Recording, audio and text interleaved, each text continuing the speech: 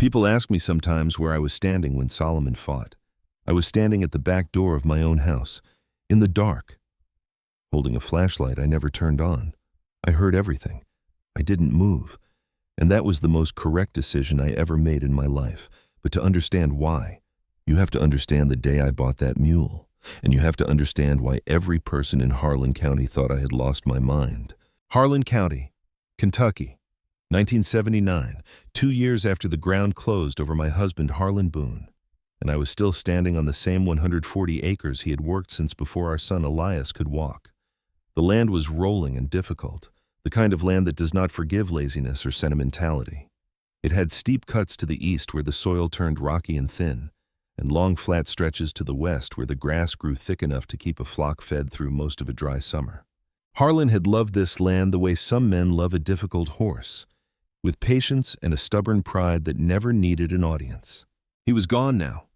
Hart gave out on a Wednesday afternoon in March of 1977 right there in the south pasture, with his hand resting on a fence post like he had just stopped to think. The neighbors found him at dusk. I had already known something was wrong by the way the sheep were bunched at the gate, still and quiet, waiting for someone to tell them what to do next. I understood how they felt. The farm was mine now. 38 Suffolk ewes with their black faces and dense cream-colored fleece. One ram I had named Gerald, against Harlan's better judgment, a barn that needed its east wall repaired, a grain silo that stood straight and solid as a church steeple, a white farmhouse with a porch that faced west, so I could sit in the evenings and watch the light leave the fields. And debt. Not catastrophic debt, not the kind that comes with lawyers and courtrooms, but the quiet grinding kind, the kind that sits on your chest every morning when you go over the numbers and realize that a good year means you stay, and a bad year means you have a conversation you do not want to have. The interest rates in 1979 were not a newspaper headline to me. They were a physical weight. The Federal Reserve was doing what it was going to do, and men in suits in Washington were making decisions that rippled out to every small farm in eastern Kentucky. And none of them had ever stood in a pasture at 4 a.m, helping a ewe through a difficult labor while the frost came down hard enough to crack the water trough. That was the world I was operating in when Derek Slater first came to my door. He was 38 years old, which seemed very young to me at 56. He drove a truck that was too clean for a man who claimed to understand farming. He wore a jacket that cost more than my monthly feed bill. He had a practiced handshake, the pressure calibrated to communicate confidence without aggression, the sort they probably teach in business school between classes on how to read a balance sheet. He wanted 60 acres, the East 60.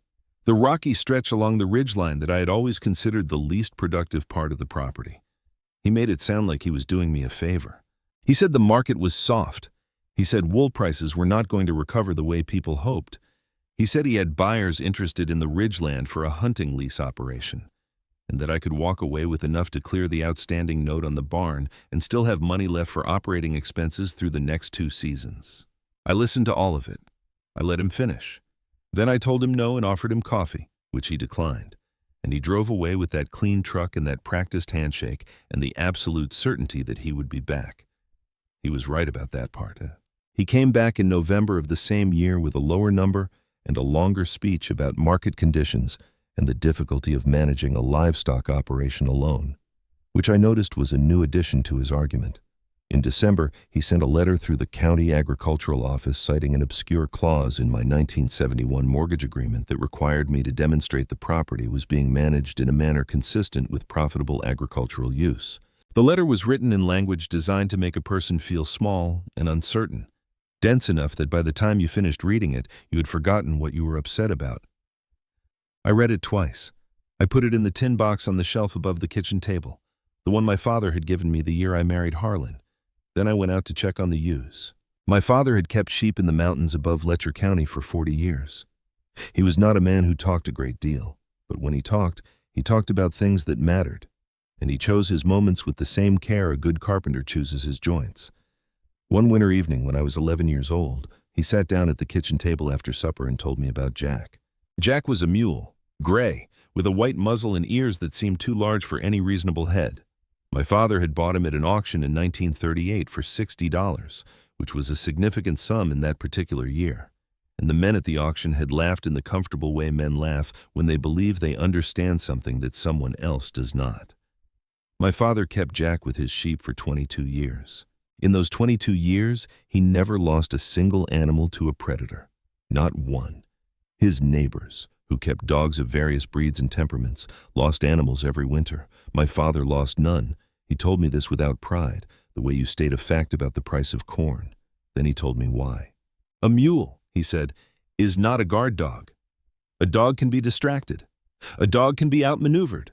A dog has been bred for thousands of years to cooperate with predators in certain ways, because dogs and wolves share something ancient and complicated.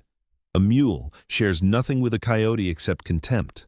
A mule that is bonded with a flock will treat those animals as its own herd, and a mule that perceives a threat does not bark and retreat to the fence line. It attacks. It uses its front hooves and its hind hooves and its teeth, and it does not stop until the threat is removed or the mule itself is dead. And unlike a dog, he said, a mule does not frighten easily. It does not spook at shadows. It stands its ground with a patience and a ferocity that most predators have not encountered and will not survive encountering twice. He looked at me across the table and said, "Remember this." He did not say why he thought I would need to remember it. He just said it, with the certainty of a man who trusts that the right knowledge will find its moment. I remembered it. I remembered it in the spring of 1979 when I drove to the Boyd County livestock auction on a Tuesday in April. It was not a sheep sale day. It was a miscellaneous day, the kind of auction where odd lots come through, surplus animals, animals between categories, animals that do not fit the neat columns of a productive agricultural ledger. I was not there for sheep. I was not there for equipment. I had one specific purpose, and when Lot 41 came through the ring, a standard mule, gray, 4 years old, white muzzle, ears that seemed designed for a larger animal. I raised my hand. Nobody bid against me. The gavel came down at $140. The auctioneer moved on to a pen of mixed poultry without pausing. I loaded the animal into the trailer with less difficulty than I expected. He walked in steadily, without drama, looked around once, and settled. I drove back to Harlan County with the radio off, listening to the sound of hooves shifting on the trailer floor, steady and even, like a clock keeping reliable time. I named him Solomon before I reached the county line. I didn't know exactly why. It simply seemed correct. When I got back to the farm and backed the trailer up to the pasture gate, the 38 ewes stopped grazing and raised their heads in a single motion, that collective awareness that is less intelligence than it is pure nervous system. They stared. Solomon stepped out, blinked slowly, and looked at them. He looked at the pasture. He looked at the ridge line to the east. Then I opened the gate and he walked through, and I closed it behind him. And that was that. Within 2 days, the word had moved through the community the way words move in rural Kentucky. Not like fire, which is dramatic and obvious, but like water finding its level, quietly and inevitably. By Thursday, it was at the feed store. By Sunday, it had been through the church parking lot at least twice. Roy Carver stopped his truck on the county road that borders my north pasture on the 3rd day after I brought the mule home. Roy was a good man, 55 years old, had farmed the land north of mine for 30 years, and his wife June had organized the casserole rotation after Harlan died with the efficiency and compassion of a woman who understood that grief has a practical dimension. He leaned out his window and looked at Solomon standing motionless on the small rise at the center of the pasture, ears moving independently of each other, cataloging sounds I could not hear. Roy said, "Willa, what in the world is that for?" I said, "He came with the farm." My neighbor looked at me for a moment with the expression of a man trying to be kind and accurate at the same time, which is a difficult combination. He nodded slowly and drove on. That evening, June called to ask if I was eating enough and whether I wanted company on the weekend, and I could hear in the careful tone of her voice that the mule had been discussed in the Carver kitchen and a conclusion had been reached. The conclusion was grief. The conclusion was that losing Harlan had finally caught up with me in some specific and observable way, and that a $140 mule was the external evidence of an internal collapse. I thanked her for calling. I told her I was eating fine. I did not explain Solomon. At the co-op in town, the men who gathered around the counter with their coffee and their seed corn hats and their opinions about everything from soybean futures to the reliability of various tractor brands had a more direct assessment. I heard it secondhand through Roy, who told me with the awkward honesty of a good neighbor who believes you deserve to know what people are saying about you. They said it was a waste. They said that $140 in the spring of 1979, with interest rates climbing and wool prices soft and the farm crisis already showing its teeth in the counties to the west, was not money you spent on a pasture ornament. They ran the math the way farmers run math, in terms of what that money could have been instead. Feed for 6 weeks, a replacement ewe, pregnant, ready to produce in the spring, 40 gallons of diesel. They were not wrong about any of it. Their math was correct. Their conclusion was not. Derek Slater heard about the mule, too, because that man made it his business to hear about everything that happened on my property. He was at the diner in town on the Friday of that week, and a man named Pete Briggs, who worked at the feed store, told him about the gray animal in Willaboone's south pasture. Slater laughed. It was reported to me as a genuine laugh, not polite, not brief, the kind that rises naturally from a man who has been handed exactly the confirmation he was looking for. He told Pete Briggs, and anyone else in earshot, that he gave it 6 months before Willaboone knocked on his door. He was wrong about the 6 months. He was wrong about the door, but he was going to spend the next 9 years not understanding exactly how wrong he was, which is a particular kind of expensive education. Solomon spent his first weeks in the south pasture learning the geography of his new home with the methodical patience that seems to be a characteristic of his species. The gray mule walked the fence line in the first 3 days, not frantically, not nervously, but with the steady, deliberate pace of someone inspecting a property he intends to manage. He examined the gates. He stood at the corners where the terrain changed and looked outward at the adjacent land for long stretches of time. The sheep, who had initially kept a nervous collective distance, began to accept him by the end of the first week, as sheep accept most things that are large, calm, and consistent. The lambs were the first to close the gap. They would circle him with the bouncing, directionless energy of young animals, and he would stand completely still, neither encouraging nor discouraging their proximity, simply present, and he began to position himself at night. I noticed it on the 4th day. I went out after dark to check the pasture, a habit left over from the years when I had worried more, and Solomon was not in the center of the field where I had last seen him at dusk. He was at the highest point of the south pasture, a slight rise near the eastern fence line, standing with his head up and his ears forward, facing the direction of the wooded draw that ran along the far boundary of the property. The sheep were clustered behind him, lower on the slope, calm and settled. He didn't look at me when I approached the fence. He was looking at the trees. I went back inside and made coffee and sat on the porch and thought about my father and about Jack and about the particular kind of wisdom that does not announce itself. And the seasons turned. The wool clip in the fall of 1979 was adequate. Not exceptional, but adequate, which was what the year warranted. I sold the lambs at market in October and the numbers were reasonable. I paid the quarterly note on the barn.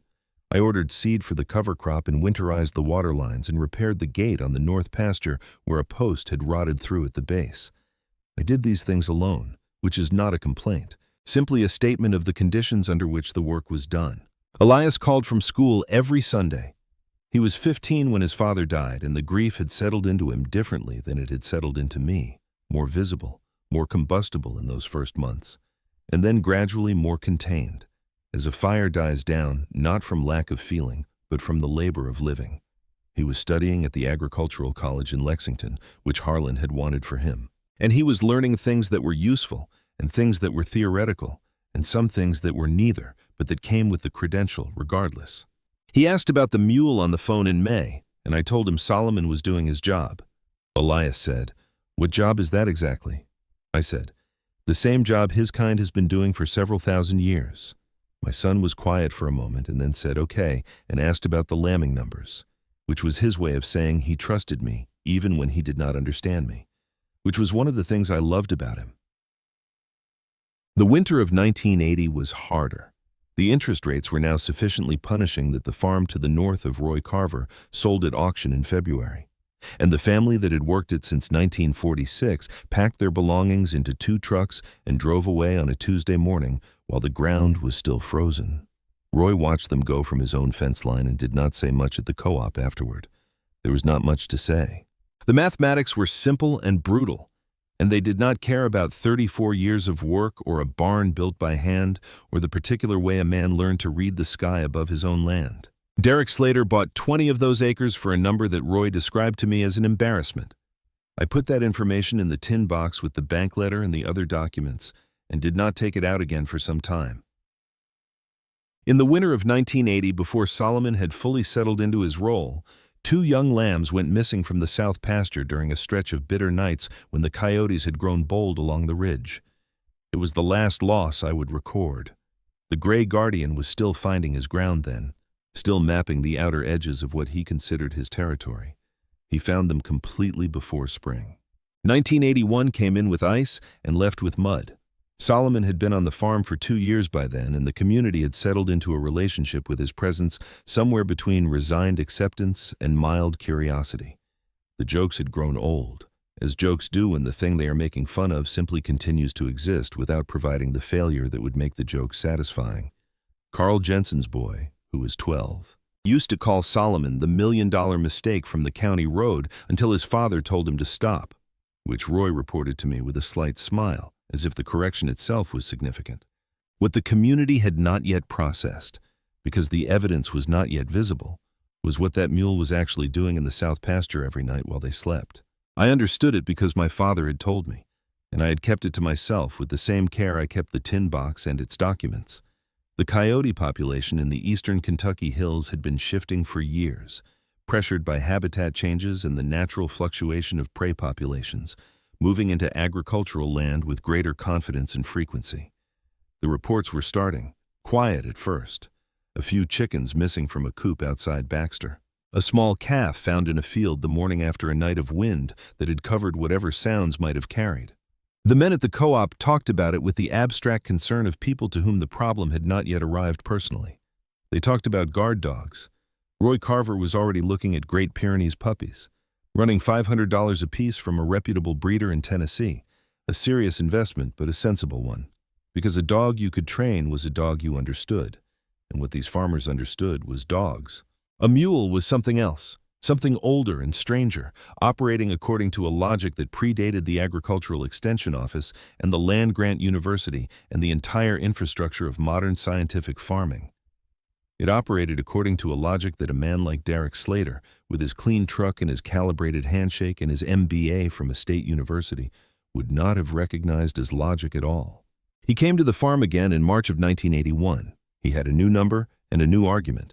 The new argument was that I was managing the property alone, which was true, and that the physical demands of a 140-acre sheep operation were significant for a woman of my age, which was also true, and that there was no shame in making a practical decision before circumstances made the decision for me. He said this in my kitchen, with his coffee cup in his hand, and his eyes moving over the room with the evaluating attention of a man pricing contents, and I let him finish every sentence before I responded. I told him I appreciated his concern. I told him the farm was not for sale. I offered him more coffee and he declined and went out to his truck, and I watched from the kitchen window as he stopped before getting in and looked at Solomon, who was standing at the far end of the south pasture with his back to the house and his face toward the ridge line, absolutely still, attending to something neither the developer nor I could identify. Slater looked at that mule for a long moment. Then he got in his truck and drove away. He sent the letter through the county agricultural office 6 weeks later. It cited the clause in the 1971 mortgage about profitable agricultural use. It listed, as evidence of management concerns, several items: the deferred repair on the east barn wall, the reduced wool clip from the previous year, and, itemized separately with its purchase price of $140, the acquisition of one standard mule, purpose unspecified, contributing no measurable agricultural output. I read the letter at the kitchen table. Outside, through the window, I could see Solomon on his rise, ears moving, watching the tree line as he had watched it every evening since the day he arrived. I put the letter in the tin box. I put it alongside the other letter and the mortgage documents and the quarterly payment receipts, and the document I had found at the county clerk's office in the winter of 1979, 2 months after I bought Solomon. A 1962 county ordinance confirming that equines, including mules and donkeys, were classified as general farm livestock and required no special permitting. I had driven to that clerk's office on a cold December morning and asked for it specifically, because I knew Slater would eventually look for a legal mechanism, and I believed in having the answer before the question was asked. My father had taught me that too. He said that the best defense is the one your opponent does not know you have prepared. I closed the tin box. I went out to the barn to check on the ewes. Solomon was at his post on the rise, still as stone, watching the coming dark with the ancient and unhurried patience of a creature that has been standing watch since long before any of us had names for what it was guarding against. The community thought they knew what they were looking at when they looked at my south pasture. They saw a widow who had spent money she could not afford on an animal she did not need. Evidence of a grief that had temporarily displaced her judgment. They saw a pasture ornament. They saw a punchline that had already run its course. They had never once asked themselves what Solomon was watching for. The truth about that gray mule did not arrive like a verdict. It arrived the way my father said most important things arrive, quietly, and only after you have already been wrong for long enough to feel certain you were right. The years between 1981 and 1985 were the years the farm crisis stopped being something that happened to other people. It moved through eastern Kentucky the way a slow flood moves, not dramatic, not sudden, but relentless. And by the time you noticed the water was at your door, it had already been in the fields for months. Farms that had stood for 2 and 3 generations went to auction. Equipment maintained with the devotion men reserve for things they believe will outlast them, sold for fractions of what it had cost. Families packed up and drove away, and the land absorbed their leaving with the indifference that land always maintains toward the people who work it. I held on by doing what my father had done and what Harlan had done before the drinking took the edge off his judgment, which was to spend nothing you had not already earned, to owe no one anything you could not document, and to treat every dollar as if it were the last one that would come through the door for some time, because in certain years it was. Solomon cost me his feed and his basic veterinary maintenance and nothing else. He required no training. He asked for no praise. He didn't need to be managed or motivated or explained to. He simply moved through his days on the south pasture with the same steady attention he had brought to every day since the morning I backed the trailer up to the gate and he walked through without being asked twice. Roy lost 11 sheep in January of 1985. The coyotes came on a Thursday night when the temperature had dropped hard enough to make the ground ring like iron underfoot. Roy had 2 Great Pyrenees by then, both purchased from the Tennessee breeder, both trained, both well-fed and healthy. Strong animals bred across centuries specifically for this work. They cost him $1,100 total, a serious expenditure that he had justified to June with the calculation that a single ewe, dead, represented more loss than the dogs would cost over several years of service. The dogs ran, not far, and not because they were cowards in any simple sense. They ran because they encountered a pack of 7 coyotes that had coordinated their approach with the instinctive, tactical intelligence that predator species develop across thousands of generations. And the dogs made the assessment that the odds were not in their favor and retreated to the barn. By the time Roy got his boots on and his flashlight working, 11 ewes were dead or dying in the north corner of his pasture, and the coyotes were already back in the wooded draw along the ridge. Roy came to my fence the next morning. He stood on the roadside of the wire with his hat in his hands, a gesture I had not seen from him before, and he looked at Solomon standing on the rise in the south pasture, ears moving in that slow, independent rotation, cataloging the morning. He said, "Not one of yours." I said, "Not one." My neighbor was quiet for a long time. He put his hat back on and looked down the county road toward his own property and then back at the gray animal on the rise. He didn't say anything else. He drove back to his place and I went inside and poured my second cup of coffee and sat at the kitchen table and didn't feel any satisfaction about it. Because Roy was a good man and 11 sheep was a real loss, and a good man's loss is not something to feel satisfied about. But I noticed that Roy stopped mentioning the mule at the co-op after that morning. Derek Slater lost 6 calves that same winter. He had no guard animals of any kind, because Slater was not a farmer in any meaningful sense. He was a land manager, a man who moved money through agricultural property the way water moves through a pipe, not caring much about the pipe itself. His response to losing the calves was to hire 2 men to drive his fence lines at night with spotlights and rifles, which cost him considerably more than a mule would have, and which was less effective. Because men with spotlights and rifles require sleep, and coyotes have never been discouraged by inconvenience. He lost 2 more calves in February. At the feed store, Pete Briggs told anyone who would listen that Slater was talking about installing an electric fence system along the full perimeter of his east pasture, going to cost in the neighborhood of $4,000. Pete told this story with the particular tone a man uses when he wants his listener to do the arithmetic themselves. $4,000, or 140. The math was not complicated. What was complicated was admitting it, because admitting it required acknowledging that Willa Boone, the widow who spent her grief money on a pasture ornament, had understood something that none of them had. And that is a specific kind of admission that pride makes very expensive. So they did not make it. Not yet. The letter from the bank arrived in February of 1985, formal and precise, written in language that bureaucracies use when they want to cause maximum anxiety with minimum legal exposure. It informed me that due to a review of agricultural properties carrying outstanding mortgage notes, the interest rate on my existing loan was being adjusted upward by 4 percentage points, effective the following quarter. Citing as justification a reassessment of risk associated with single-operator farms below a certain revenue threshold, 4 percentage points. On my existing note, that was a number that changed the monthly calculation in a way that required me to sit at the kitchen table for an hour with a pencil and a sheet of paper and recalculate every assumption I had made about the next 2 years. I found out later, through Roy, who found out through a man named Hector Briggs who worked as a clerk at the county agricultural office, that the request for the rate review had originated not with the bank itself but with a letter submitted by a private party citing concerns about the viability of the Boone farm operation. The letter had listed, among its supporting evidence, the acquisition of a non-productive animal representing an unsound use of farm capital. $140. Derek Slater had used my mule as a weapon in a letter to my bank. I had to admire the creativity of it, in the same cold way you admire the engineering of a trap before you figure out how to walk around it. I called Thomas Gallagher, who had done the legal work on Harlan's estate and who was 70 years old and had practiced county law for longer than Slater had been alive. I drove to his office in town and sat across from his desk and explained the situation in full, including the letters, the rate adjustment, and my strong suspicion about the chain of events connecting them. He listened without interrupting. When I finished, he asked to see the tin box, and I had brought it, and I put it on his desk and opened it, and he went through every document with the slow, careful attention of a man who has spent his life understanding what paper means and what it can do. When he was finished, he looked up and said, "You have been preparing for this." I said, "My father taught me to keep records." He said, "Your father was a sensible man." Thomas wrote 3 letters on my behalf over the following 6 weeks.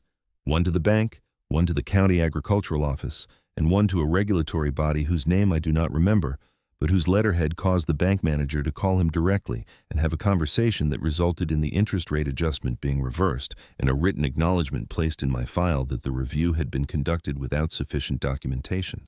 Derek Slater did not get a letter. He got a phone call from Thomas that I was not party to, but that Roy described afterward, having heard about it from Hector Briggs, as brief and pointed. Thomas Gallagher was not a man who wasted words or time. Slater did not come to my door for 14 months after that.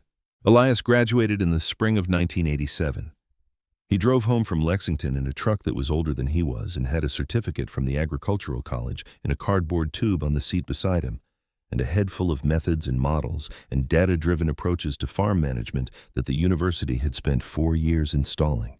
He was 23 years old and looked like Harlan around the eyes and nothing like him anywhere else, and I was glad he was home.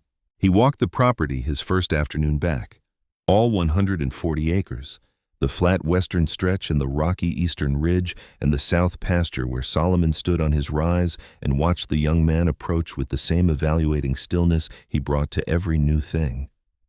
Elias stopped at the fence and looked at the guardian for a long time. He said, "He is bigger than I remembered." I said, "You were 15 when you last saw him." My son nodded. He said, "The University Extension Program put out a paper last year on livestock protection systems. Ranked by cost effectiveness and predation prevention rate, the Pyrenees came out on top."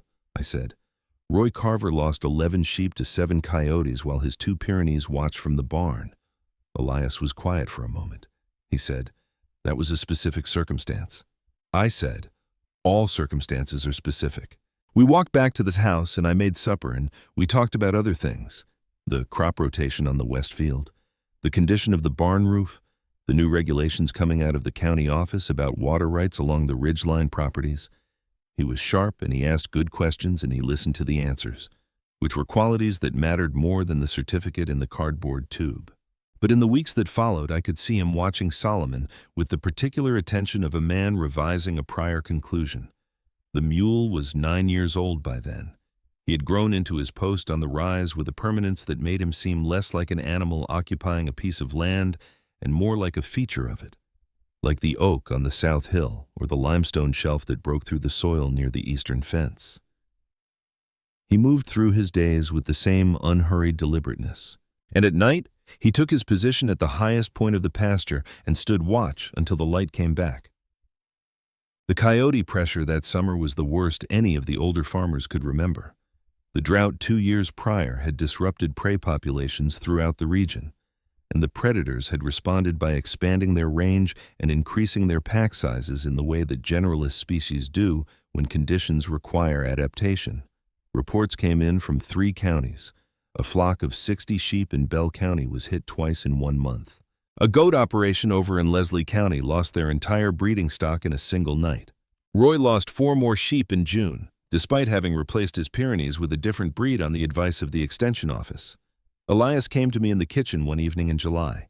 He sat down across the table and folded his hands in front of him in the way Harlan used to do when he was about to say something he had been thinking about for longer than the conversation suggested.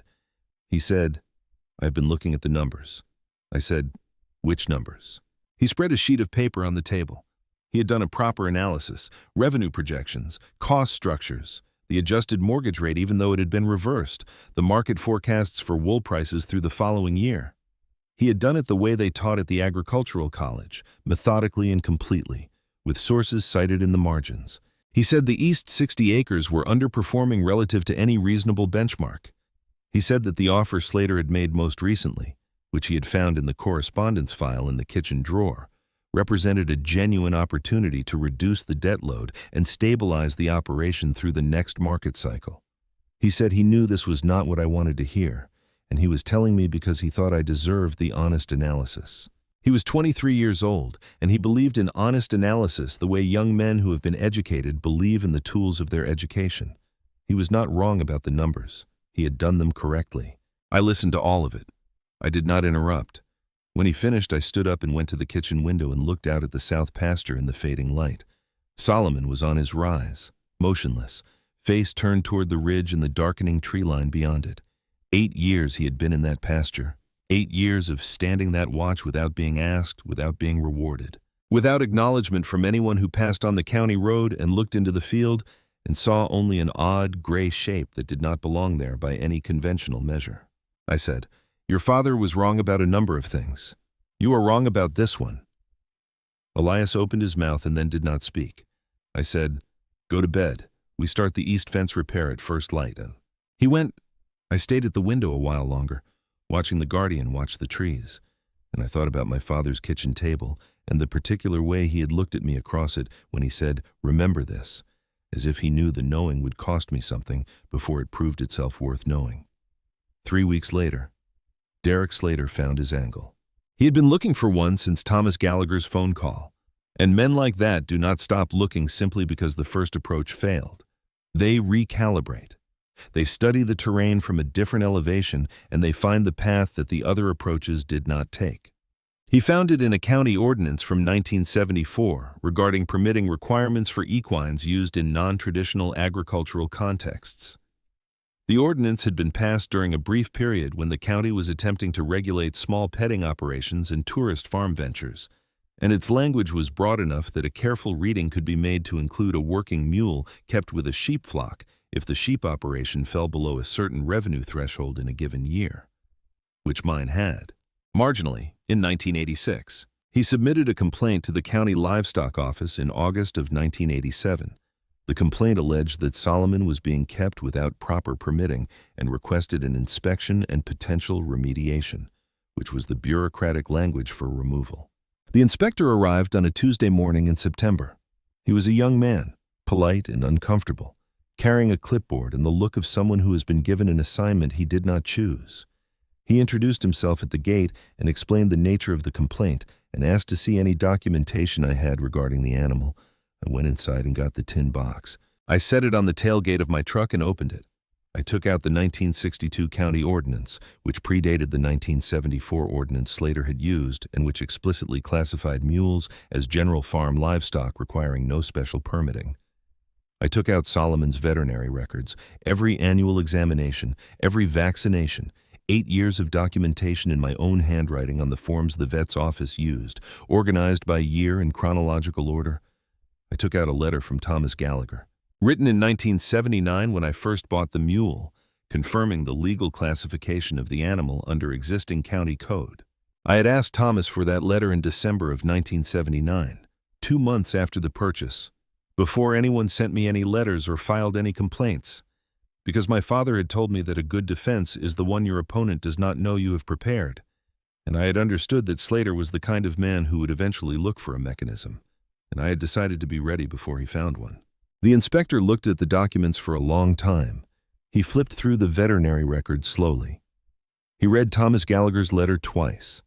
Then he looked at Solomon, who had come to the fence line during the course of all this and was standing approximately 6 feet away, watching the proceedings with the calm, focused attention he brought to everything. The inspector said, "These records are very thorough."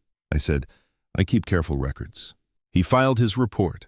The letter arrived in 26 days.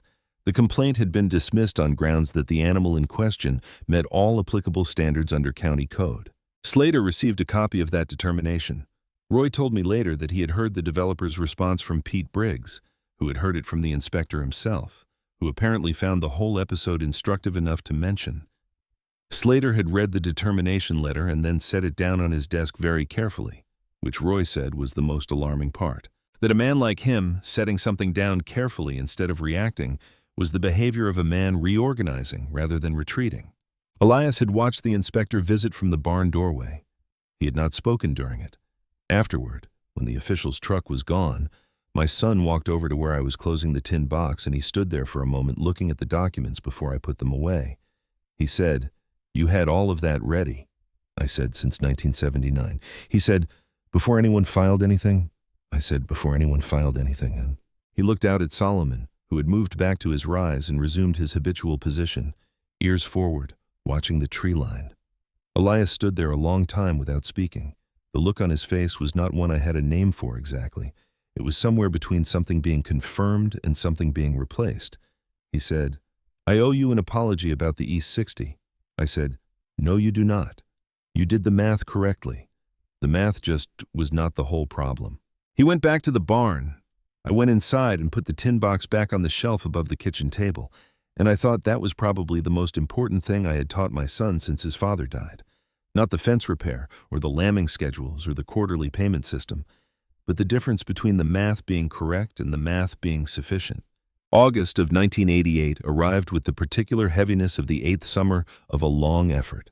Solomon was 9 years old and had settled so fully into the rhythm of the farm that I sometimes caught myself calculating the acreage and the flock and the feed requirements, and including him not as a separate line item, but as a fixed condition of the place itself, the way you include the oak tree or the limestone shelf or the particular angle of the ridgeline that catches the morning light. Elias had been home for 14 months by then. He had stopped talking about the East 60. He had started asking different questions.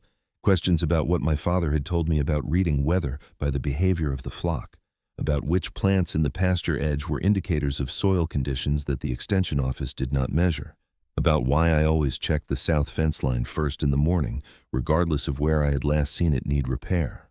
They were questions that had no clean answers, only accumulated observations passed down through people who had paid attention across long stretches of time. He was beginning to understand that this was a different kind of knowledge than the kind in the cardboard tube. Not better necessarily, but not replaceable either. The Predator reports that August were the worst in memory. A flock in Knox County, 80 animals, lost 17 in a single incident. The Extension Office issued an advisory. Roy had gone to 3 dogs by then and was talking about a livestock guardian llama, which Pete Briggs found hilarious, but which Roy was serious about in the way a man is serious after he has lost enough animals to stop finding alternative suggestions amusing. On the 14th of August, a dry storm moved in from the northwest. No rain, just wind and the kind of electric pressure in the air that makes animals uneasy and humans short-tempered. The sheep bunched tighter than usual at dusk. Solomon moved to his rise earlier than normal, before the light had fully gone, and stood with a quality of stillness I had not seen before. A stillness that was not rest, but readiness. Every muscle in his gray body organized around an intention I could feel from the porch, but could not name. Elias noticed it too. He came and stood beside me on the porch steps and looked out at the south pasture and said, "Something has him on alert." I said, "Yes." He said, "Should we bring the flock into the barn?" I thought about my father. I thought about what he had told me, not just about mules, but about the mistake people make when they override an animal's prepared response with a human action taken too early. If you pull the flock into the barn, you remove the only mobile barrier between the predator and the sheep. You trade the mule's ground for 4 walls and a latch is not what stands between a coyote and 40 animals in a confined space. You trust the one who has been standing watch for 8 years, or you do not. And if you do not, then you never really trusted anything at all. I said, "We leave him." Elias looked at me. I said, "We leave him, and we go inside, and we wait." We went inside. I made coffee. Elias sat at the kitchen table and didn't touch his cup. The wind worked along the eaves with the particular pitch that old farmhouses develop their own relationship with over decades. Neither of us spoke much. There was nothing useful to say. At 1:57 in the morning, Solomon began to bray. In my father's kitchen, the night he told me about Jack, the wood stove was burning low, and the window above the sink had gone dark with the completeness that mountain nights achieve when the clouds come down. He said a mule's bray in the night is not a sound you will ever confuse with anything else. He said when you hear it, you will know. He was right about that, as he was right about most things that mattered. I heard that sound at 1:57 in the morning, and I knew. It was not the sound of an animal startled or annoyed or calling across a fence for company. It was something that operated below the register of ordinary sound, something that entered through the chest wall rather than the ears. A tearing, sustained fury that made the windows vibrate in their frames and brought Elias to his feet from the kitchen chair before he had fully processed what he was hearing. It rose and broke and rose again, and underneath it, just audible in the intervals, there were other sounds, the percussion of hooves on hard ground, a high, brief shriek that did not come from Solomon. Elias moved toward the back door. I put my hand on his arm. He looked at me. His face in the kitchen light was young and frightened and ready, and I understood all 3 of those things because I had felt all 3 of them at the same moment. But I held his arm and I said, "Not yet." He said, "Mom." I said, "Not yet. If we go out there now, we break the flock apart. They scatter. The coyotes take them one at a time in the dark. Solomon cannot cover 40 directions at once. He can cover 1. We stay here and we let him work." Elias stood very still. He was listening to the sounds from the south pasture with the full concentrated attention of a man trying to read something written in a language he is only beginning to learn. I watched his face while he listened, and I could see him translating. The fury in Solomon's voice, the intervals of near silence, the direction the sounds were moving. He was doing the math again. But this time it was a different kind of math. Not columns and projections, but the immediate living arithmetic of a fight in the dark between a mule and a pack of animals that had come onto land they should not have entered. We stood in the kitchen. The clock above the stove marked time with the indifference of clocks. The coffee in my cup went cold. Elias did not sit down again. He stood at the door with his hand not quite touching the handle, close enough to move in an instant if I told him to, which I did not. At 2:41, the sounds changed. The braying dropped in frequency and then stopped. There was a period of silence that had a different quality than before, heavier, settled, the silence of something concluded rather than something pending. Then nothing, wind along the eaves, the clock, my own breathing. Elias said, "Is it over?" I said, "I think so." He said, "Should we go now?" I said, "We wait for light. Going out in the dark with flashlights would only frighten what is left." He nodded once and went to the counter and poured himself coffee that was also cold and drank it anyway. We didn't talk much in the hours that followed. There was a quality of waiting that does not benefit from conversation, a kind of collective holding that 2 people can do together more easily than one. And we did that in the kitchen of the house his father had worked toward and worked from for 20 years. While the dark outside gradually softened at its edges and the birds began their preliminary negotiations with the coming morning. At 4:17, I put on my boots. Elias already had his on. We went out through the back door into air that was cooler than the evening had promised and smelled of turned earth and something else, something copper-edged and animal that registered in the back of the throat before the mind caught up with what it was identifying. The sky was the color that comes just before color returns, a gray that is not quite dark and not yet light, the hour that has no good name in English, though every farmer knows its particular quality by feel. I did not take the flashlight.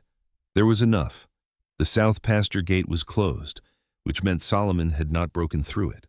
The fence along the eastern edge was where I looked next, because that was the direction the sounds had come from, heaviest in the first minutes. And I found the breach there, a section of woven wire torn from two posts and flattened into the grass.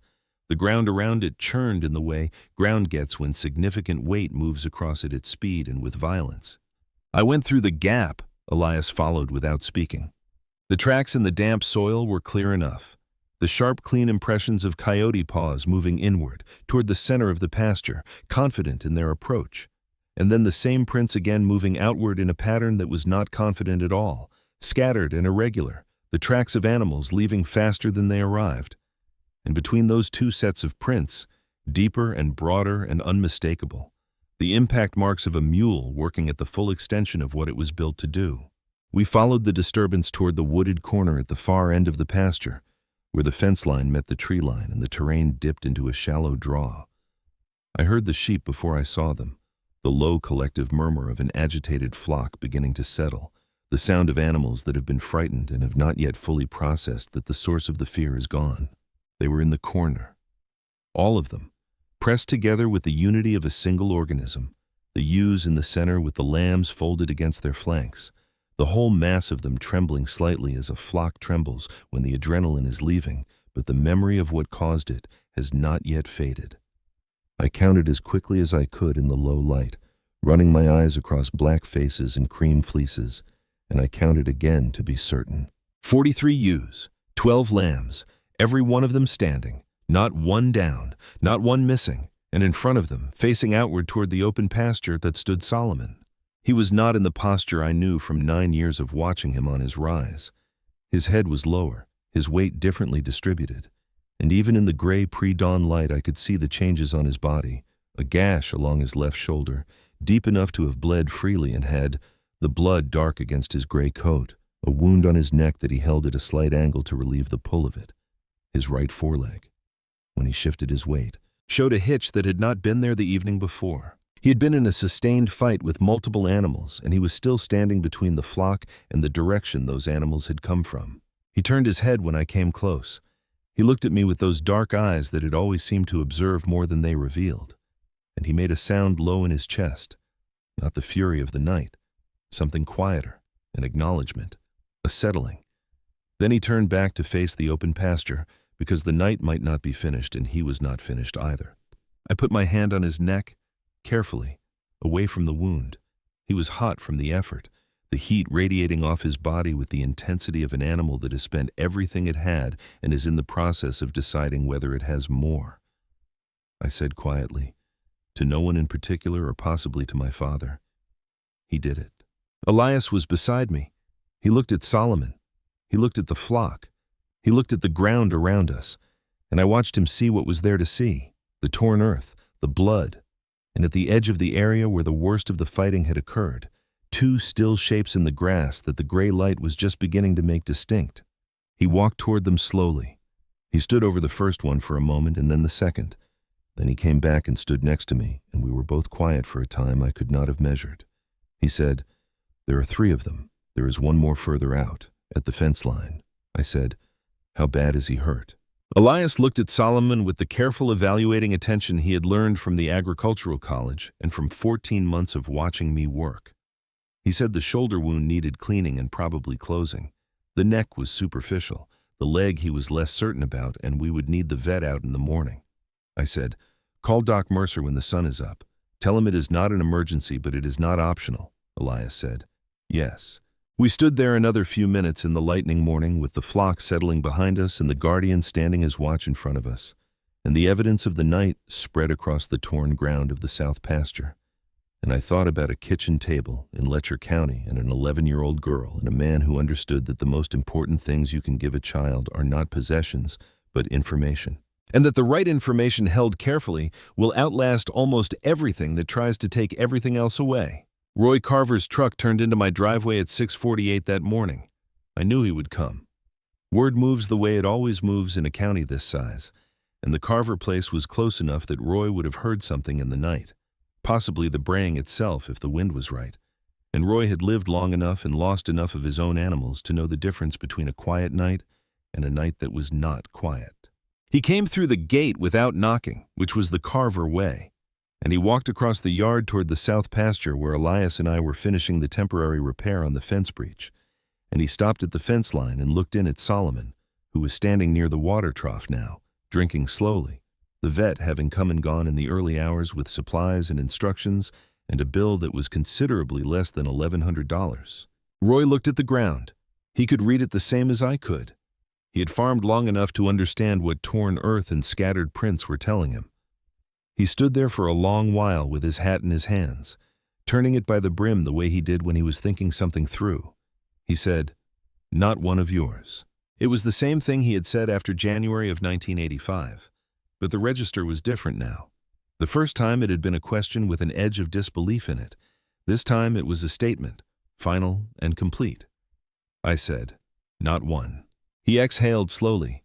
He looked at Solomon, who had finished drinking and was standing with his weight shifted to favor the right foreleg, but standing, upright and present and still facing outward toward the tree line even now, in full morning light, as if the job did not have clearly defined hours. Roy said, "I have been wrong about that animal for 9 years." I said, "You were working with the information you had." He shook his head. He said, "No, I had the same information you had. I just did not want it to be right, because if it was right then, a widow with a mule she bought for $140 understood something better than I did. And that is a hard thing to want to be true." I said, "It is a hard thing." He put his hat back on. He said, "I'm going to ask you something and I want you to answer me straight." I said, "All right." He said, "Where do I get one?" I told him about the Boyd County auction. I told him what to look for, the temperament, the way a young mule moves through an unfamiliar space, the quality of its attention. I told him what my father had told me, that you are not looking for the fastest or the biggest. You are looking for the one that observes everything and reacts to nothing small, because that is the one that will still be standing in the morning when the night has done its worst. Roy listened the way a man listens when he has decided that the listening is more important than whatever he might want to say. Then he nodded and said thank you and went back to his truck. Derek Slater arrived 40 minutes later. He came in his clean truck, always a statement about who he considered himself to be relative to the people whose land he moved through. He parked on the road side of my gate and got out and stood there looking at the property with the expression of a man who has arrived expecting one set of facts and is recalibrating against another. Elias had seen the truck from the barn. He walked across the yard and stood near me without saying anything, which was the right instinct. Slater came to the gate. He had a manner about him that morning that was different from his usual presentation, less finished, as if the early hour or the news he had received had disrupted whatever daily process usually produced the confidence. He said he had heard there had been trouble in the night. I said there had been some activity. He looked past me at the south pasture. Solomon was visible on his rise, back in his habitual position, the morning full and bright around him. The flock was grazing. From where the developer stood, it would have looked almost ordinary, except for the way the gray mule held his head, the slight elevation of it, the quality of attention that never fully left his posture, regardless of the hour or the circumstances. Slater said he imagined it had been a difficult night, and that situations like this had a way of clarifying a person's thinking about what was practical and what was not, and that his offer for the East 60 remained open, and that given the circumstances he thought we might find a number that worked for both sides. He said this in the smooth, practiced way he said most things, but there was something underneath it that had not been there before, a pressure, as if the morning and the evidence on the ground were working against him in ways he had not fully accounted for. Elias said, "Mr. Slater." The developer looked at him. Elias said, "We went through the south pasture this morning before the light was full. We counted 43 ewes and 12 lambs, every one of them standing. There are 3 coyotes that will not be coming back. My mother did not lose a single animal last night. He said it plainly, without heat, in the way a man states the conclusion of a calculation. Then he was quiet and let the silence do the rest of the work. Slater looked at Elias. He looked at me. He looked back at the pasture, at Solomon standing on his rise in the clear morning, at the flock moving through the grass behind him without urgency, without fear, as settled and unhurried as if the night had been uneventful. He looked at the ground near the fence breach, where Elias had not yet finished clearing the evidence of what had happened. He looked at it for a long time.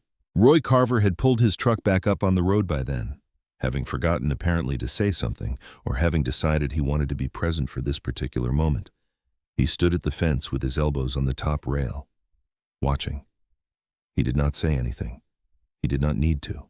Slater held his offer there in the air between us for one more moment, the way a man holds a card he knows is not going to play, and then he let it go.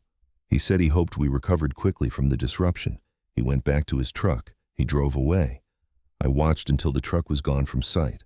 Then I turned back to the pasture and to Solomon and to the ordinary good work of a morning on a farm that was still standing. Roy said from the fence rail, "You reckon he will be back?" I said, "Not the same way." My neighbor considered that. He said, "No, I do not suppose he will." Then he drove on to his own place, and the morning opened up around us the way mornings do when the worst of a thing has already happened and what remains is simply the living. Elias and I finished the fence repair and checked Solomon's wounds again and made certain the water trough was full and the flock had access to the east grazing where the grass was still heavy. We worked through the morning in the way that farm work happens when there is a great deal of it, steadily and without much talking, because the talking had already been done and what remained was the physical fact of the land and the animals and the next hour's requirements. Doc Mercer had said Solomon's leg was bruised at the joint, not broken, not torn, and would need 2 weeks of reduced activity and a course of treatment that I wrote down on the notepad by the phone and kept. The shoulder wound he had cleaned and closed with the neat efficiency of a man who had been doing this for 30 years. And he had said, when he was packing his kit to leave, that in his professional opinion, whatever Solomon had encountered in the night had encountered considerably more than it expected. He said it with the particular dry appreciation that rural Kentucky men use when they respect something without wanting to make a ceremony of it. Then he handed me the bill and drove away. The Guardian healed. It took the 2 weeks Doc Mercer predicted and a few days passed that before the hitch in his gait was fully gone. But it went. And he returned to his rise and his habits and his nightly watch with the same unhurried certainty he had brought to every day since the morning I backed the trailer to the gate and he walked through without being asked twice. The story of what happened on the 14th of August moved through Harlan County the way all stories move there. And by the end of the first week, it had reached the co-op and the feed store and the diner in town and every farm kitchen within a reasonable radius of the county road. The version that traveled was substantially accurate, which surprised me a little, because stories usually suffer in transit. 3 coyotes dead, 43 ewes and 12 lambs untouched, 1 mule standing. The men at the co-op did not laugh this time. Pete Briggs told Roy, who told me, that the conversations in the days following were different in quality from anything he could remember in recent years. A different kind of attention being paid to a question that most of them had assumed they already knew the answer to. Men who had never considered a mule as anything other than an antique were asking practical questions: where you got them, what you fed them, how long it took before they bonded with a flock. Roy drove to the Boyd County auction the following month. He came back with a gray mule, 3 years old, white muzzle, ears that seemed designed for a larger animal. He paid $240, which was the going rate now, because word had moved faster than Roy's truck and the Boyd County auctioneer had adjusted his expectations accordingly. He stopped at my gate on the way home with the animal in his trailer and called me out to look. I walked to the fence and looked through the trailer slats. The mule looked back at me with dark, calm eyes that observed everything and gave nothing away. I said, "He will do." Roy said, "I owe you 9 years of wrong." I said, "Roy, you owe me a good fence repair on the east section when the weather clears." He laughed. It was a real laugh, the kind that comes from a man releasing something he has been carrying a long time. He drove on to his place and I walked back across the yard to the house. Within 8 months, there were 14 mules working pastures in Harlan County, the county agricultural extension office, which had not mentioned mules in any of its livestock protection publications for the previous 20 years. issued a bulletin in the spring of 1989 discussing the historical use of equines in flock protection and citing recent regional data on predation rates. They did not cite my south pasture specifically. They did not need to. Derek Slater sold his east pasture operation in the fall of 1989 and moved his focus to a development project in another county. He didn't come to my door again. He didn't send any more letters through county offices or banks. Whatever recalibration had happened in him when he stood at my gate that August morning and looked at Solomon on his rise, and at Roy's elbows on the fence rail, and at Elias's face with the numbers plain in it, that recalibration had apparently produced a conclusion about the cost of continuing in the direction he had been going. I did not think about him much after that. He had taken up 9 years of a certain kind of peripheral attention, the monitoring you do with people who have made themselves a problem. And when that requirement ended, I found the space it vacated filled quickly with more productive occupations. Elias never talked about the East 60 again.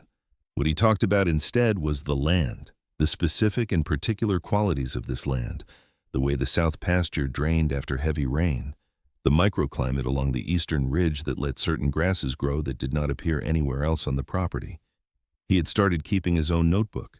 Not the methodical analysis sheets from the university, but something closer to what my father had kept. Observations written in the margins alongside the numbers. The kind of record that captures not just what happened, but what the happening felt like from the ground.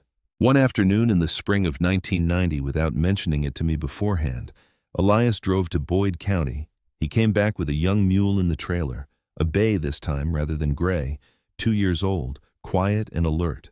He backed the trailer up to the north pasture gate and unloaded the animal and stood watching as the new mule walked the fence line with the same methodical attention Solomon had brought to this same task 11 years earlier. He said, "For the north pasture. The flock up there has no coverage." He was right. It was something I had been meaning to address and had not. And the fact that he had seen it and acted on it without waiting to be told was the clearest evidence I had that something fundamental had changed in how he understood the work. I said, "What did you pay?" He said, $280. I said, "That is reasonable." He said, "I know, I looked at 6 before I chose him." We stood at the fence and watched the young mule complete his survey of the north pasture, and then move toward the flock of ewes grazing in the far corner, approaching with the same steady, unhurried patience that the species seems to carry in its bones. The ewes raised their heads and watched him come and then, after a long mutual assessment, returned to their grazing. He was already doing his job. Thomas Gallagher called me in the spring of 1990 to discuss some updates to my property documents. He was 82 by then and had reduced his practice to the cases and clients he chose with the selective attention of a man who understood his own remaining time. He asked how Solomon was getting along. I told him about the August incident and the recovery and the current state of the south pasture. He was quiet for a moment. Then he said, "Your father was a sensible man." I said, "Yes, he was." He said, "You are not a bad student." I said, "I had good material to work with." Thomas retired the following year. I sent him a note when I heard, and he sent one back in the handwriting that had gotten more careful with age. Each letter formed with the deliberate attention of someone who understands that precision matters most when the hand is least certain. He said the practice of law had taught him one reliable truth above all others, that the people who keep their paper in order are the people who do not need to be afraid. He said he had never had a client who understood this more completely than I did. He said he hoped Solomon was well. He was 12 years old, and his muzzle had gone fully white, and there were lines around his eyes that had not been there in the Boyd County auction ring.